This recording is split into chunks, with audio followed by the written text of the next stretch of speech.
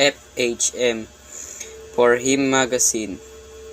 Ang magazine ito ay tumatayo bilang mapagkakatiwalaan at puno ng mga impormasyon na nagiging instrumento upang mapag-usapan ng mga kalalakihan ang maraming bagay tulad ng buhay, pag-ibig at iba pa nang walang pag-aalinlangan.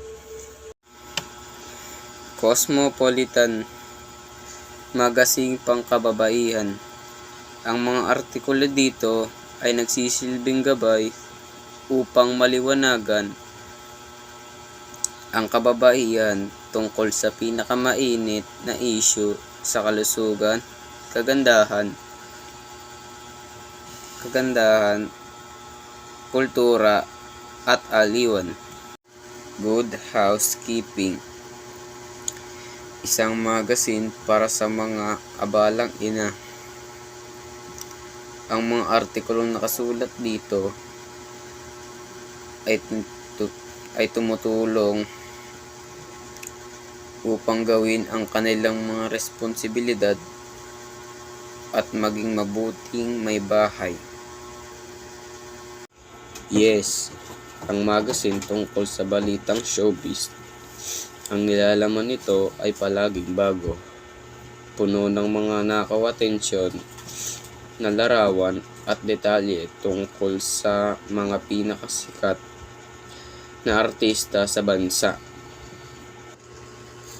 Metro, magazine tungkol sa fashion, mga pangyayari, shopping, at mga issue hinggil sa kagandahan ang nilalaman ng Metro.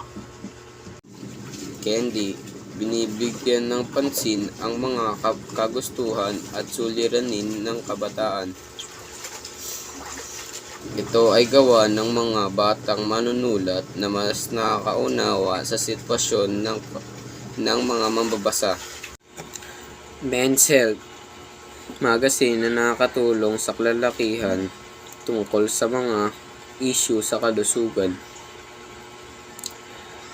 Mga pamamaraan sa pag-ehersisyo, pagbabawas ng timbang, pagsusuri sa physical at mental na kalusugan ang nilalaman nito.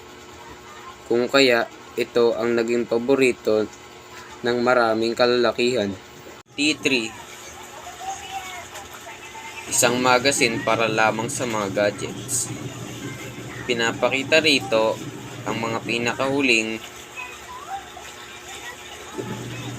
pinakahuling teknolohiya at kagamitan nito. Ito rin ay may napapanahong balita at gabay tungkol sa pag-aalaga ng gadgets.